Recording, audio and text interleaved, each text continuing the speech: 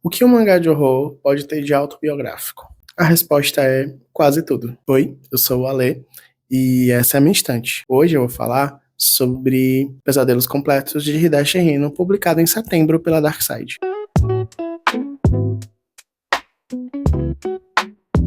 Essa, na verdade, é uma coletânea de histórias de Hideshi Hino, feita por um escritor japonês, que eu vou lembrar o nome agora, peraí. Hiroki Terai. E aí tem uma nota dele aqui, eu vou ler um trecho depois pra vocês, feito em 2023. Mas é uma coletânea de 6 histórias, uma delas é mais longa. Mas eu vou dizer que todas são contos, né? São 6 contos, bem sombrios, bem macabros, bem grotescos, de Hideshi Hino. E eu acho que foi uma escolha, uma seleção bem criteriosa do Hiroki Terai. Na verdade, esse é um episódio de conto por conto, e eu vou falar sobre cada história dessa coletânea aqui. Em algum momento eu falei que lembra Junji Ito, mas não exatamente lembra Junji Ito. Tem um blurb de Junji Ito aqui na capa, e fala assim: esta coletânea deslumbrante é uma obra-prima. Mas não é que lembra Junji Ito, eu acho que consegue ser mais grotesco em algum momento. Mas traz uma estética bem expressionista e que me lembra mais a Kanako Inuki. Pra quem nunca leu Kanako Inuki, tem um livro dela aqui no Brasil, Contos Macabros. Na verdade, são trechos de mangás da Kanako. E ela traz muito forte nos olhos dos personagens, nos olhares dos personagens, essa expressão. É uma coisa que Hideshi Hino faz aqui.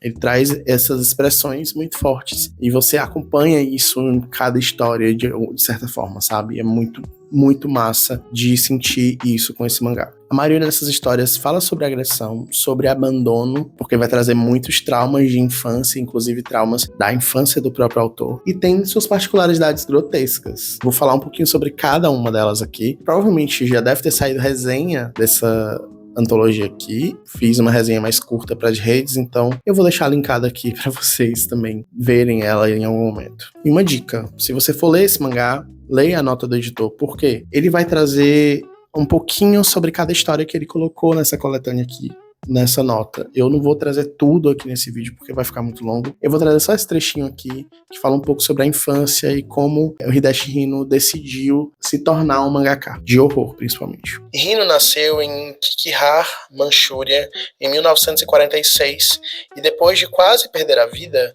veio para o Japão como repatriado, carregando o complexo em relação à sua origem e questionando-se constantemente: eu não sou japonês? Ele fez sua estreia como artista de mangá aos 21 anos. Ele admirava Shigeru Sugiura e aspirava a se tornar um artista de mangá de comédia, mas depois de testemunhar a sensação de velocidade e a força dos traços de Fujio Akatsuka, ele desistiu e procurou seu próprio caminho. Quando ele leu Uma Sombra Passou Por Aqui, de Ray Bradbury, que havia pegado emprestado de um amigo, teve uma epifania. O que eu queria era retratar este mundo de mistério e lirismo. É um trecho que eu acho muito importante para trazer essa identificação mesmo dele como artista de mangá, de como ele se vê nesse cenário. Então, a gente vai agora para os contos, né? A primeira história deste mangá é A Doença Bizarra de Zoroko. Já começa assim com os 2 pés na porta, né? O Zoroko é um homem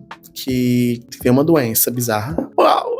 O título é bem explicativo, na verdade. E ele tem furúnculos por todo o corpo. Tumores, posso dizer, né? Que tem pus. E pus colorido. Isso é um detalhe importante. Tem muito pus e começa a feder. Em algum momento, o irmão dele sugere para a família que ele tem que ser isolado numa ilha lá, num lugar da floresta que é bem afastado do vilarejo. E essa é uma história que o Hideshi consegue fazer você sentir nojo e empatia pelo personagem. Nojo porque, de fato, você fica imaginando o fedor e todo o pus saindo, e ele ilustra bem os tumores, enfim, mas você fica com pena, porque ele realmente vai ser isolado, ele vai ali pro meio da floresta viver a própria sorte, e o irmão dele não quer que a mãe dele tenha contato com ele, só que tem uma reviravolta nisso aqui. À medida que Zoroko tá isolado e a doença dele evolui, ele começa a entender que ele consegue pintar com o pus colorido que sai das suas feridas. Então é um pus de 7 cores, como o Hideshi coloca aqui, e ele vai trazer ali uma evolução muito grotesca mesmo, muito gore. Mas basicamente o Zoroko, ele começa a pintar os quadros com esse pus colorido, começa a surgir vermes, insetos e animais. Alguns animais evitam entrar na cabana que ele tá lá escondido, e tem uma transformação no final, uma transformação que nem todo mundo enxerga. Num dado momento, o irmão dele movimenta uma galera pra ir lá fazer alguma coisa com ele, porque o fedor tá chegando no vilarejo e ninguém suporta. Enfim, acontece alguma coisa. Não vou dar spoiler, mas esse é o primeiro conto. No segundo conto, eu fico assim: ô Hideshi, pelo amor de Deus, eu sou cardíaco. A canção de Niná do Inferno. E aí já vem o Hideshi como um personagem, né? Ele se coloca aqui como personagem. E é muito engraçado, porque na nota do editor, ele diz assim: quando eu encontrei Hideshi pela primeira vez, eu esperava exatamente o que aquele personagem era, mas não era. Ele é um cara doce, um cara legal. Mas não, nas histórias, quando ele se coloca como personagem, é um louco, é um cara maluco que coloca uns animais bizarros dentro de potes de formol, etc. Mas enfim, mas essa é mais uma história de trauma familiar. Ele vai se materializar ali como personagem pra falar de uma mãe com transtornos mentais, de uma mãe que via ele como um demônio. Isso se repete nas histórias lá na frente, tá? Mas aqui, nesse conto específico, ele vai fazer essa referência e vai começar a cantar uma canção de Niná que a mãe cantava, que é bem bizarra e que ele chama de canção de Niná do Inferno. E aí, num dado momento do conto, ele descobre que tem um poder, que é fazer um desejo para o mal, tipo Death Note, né? Mas ele deseja, canta a canção de Niná e o negócio acontece com a pessoa. E aí ele descobre isso e tudo mais, e o que vem a seguir é bem bizarro, eu não vou falar, lógico, mas no final ele lança uma maldição em quem tá lendo. Ele diz assim: você vai morrer daqui a 3 dias. E aí canta a canção de Niná e acaba o conto. Eu fico tipo: meu senhor, muito obrigado por alimentar minha paranoia, né? O terceiro conto dessa coletânea é o Ovo com Manchas. E aí ele parece ser um pouco mais fantástico, mas ainda tem um horror ali que o Hideshi faz.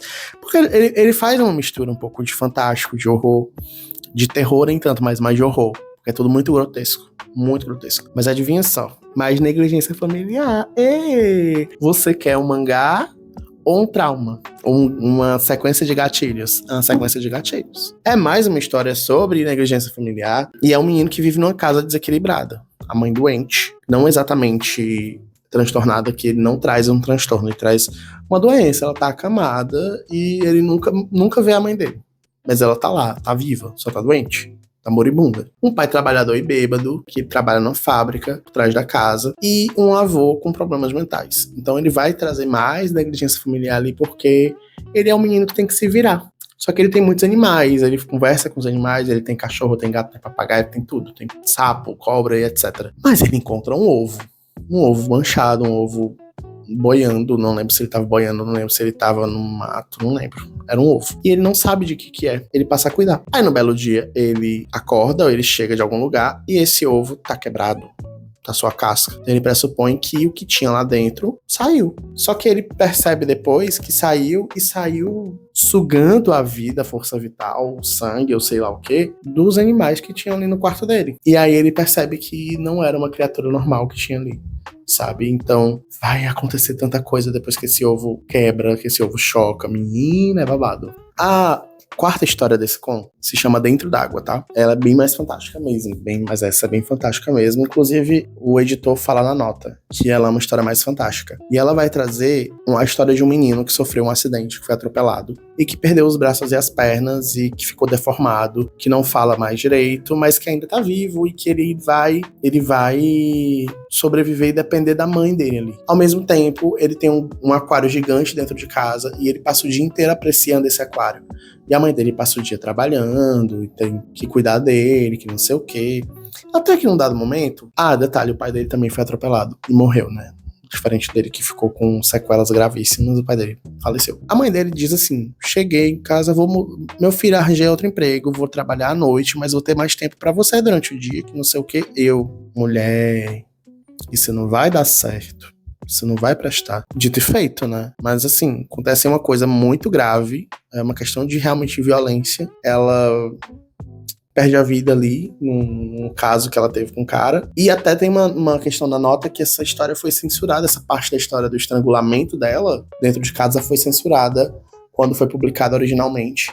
Mas ele traz isso nessa coletânea, sem censura, então você vai ver. E acontece que ele vai acabar encontrando a mãe dele sem vida, e acontece alguma coisa que eu não vou dizer o que é. Depois a polícia é chamada e tudo mais, e não encontram ninguém dentro da casa, só o aquário cheio de peixe. E aí eu fiquei tipo, eita. Aí eu não vou contar mais o que aconteceu.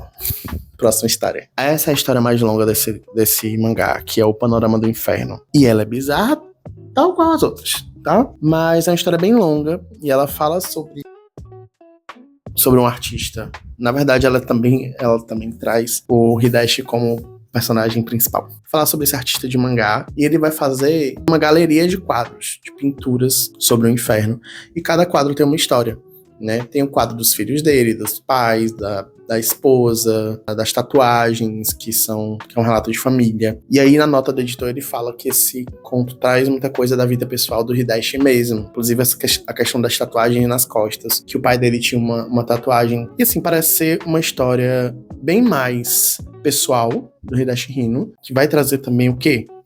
Problemas familiares, olha só, qual a novidade, né? Faz de fato, esse panorama do inferno, ele vai trazer situações que fazem, que justificam ele morar no inferno, porque nessa história ele mora no inferno, que justificam todos os problemas da vida dele, do personagem, né? Vou dizer que é do autor, mas assim, se for do autor, faz sentido também. Metáforas, né? E que traz traços, inclusive, de outras histórias que aparecem aqui. Olha só, é muito engraçado perceber isso, mas ele traz alguns pedaços, alguns trechos que parecem com as outras histórias e que confirmam ainda mais isso de que pode ser autobiográfico mesmo, sabe? E isso é muito, muito legal de perceber, apesar de ser pesado, bem pesado, tá? E a última história, que é o Caso Sinistro da Casa das Cobras, eu acho um pouco engraçada, que é sobre chifre, tá? Mas é a última história e ela não fala de infância, mas ela fala de problemas familiares também. Ela vai falar sobre uma casa de cobras, que é uma casa que serve óleo de cobra, pele de cobra, carne de cobra, veneno de cobra e etc. Coisas derivadas de cobras. Aí, essa casa, né, tem o pai, a mãe, o filho e a nora. O filho morre e aí a nora passa a se relacionar com o sogro. E aí, o que acontece? A sogra, que não é boba nem nada, ela é doente, acamada, mas ela joga uma maldição na nora. E aí é babado. É uma coisa bem abstrata que acontece com a nora, né, no final da história, mas tem uma questão de família ali também. Eu acho que todas essas histórias vão trazer questões familiares, e isso é importante de ressaltar, porque é como se a família pudesse ruir, ela nunca fosse 100% perfeita, e a gente sabe disso, né, um retrato da vida real. Nessa seleção, o editor cuidou para trazer histórias muito parecidas, exceto essa última. Essa última realmente não parece tanto com as outras, apesar dos problemas familiares também. Essa é Pesadelos Completos, de Hideshi Hino, uma coletânea de 6 histórias. A Darkside me mandou, e eu fiquei muito feliz de receber isso daqui. Pela primeira vez, a Darkside me mandando alguma coisa, eu me sinto assim, amado, sabe? É um tijolão, mas assim, você fica bem envolvido com as histórias, com os contos, e vale muito a pena. É aterrorizante também, então assim, não leia de noite, leia de dia, depois leia outras coisas pra se distrair um pouquinho, mas é sensacional, é muito bom. Se você gostou dessa dica de mangá aqui, eu trago outras dicas de quadrinhos, de literatura também, enfim. Eu gosto muito de falar de tanta coisa. Então, sempre vou trazer dicas de outras coisas também. Mas se você gostou, curte aqui, comenta, se inscreve no canal para ver outras coisas também. E se você quiser me achar nas redes sociais, só procurar @estante do Ale. Eu tô em todo lugar com o mesmo user. E é isso. Um cheiro e até a próxima.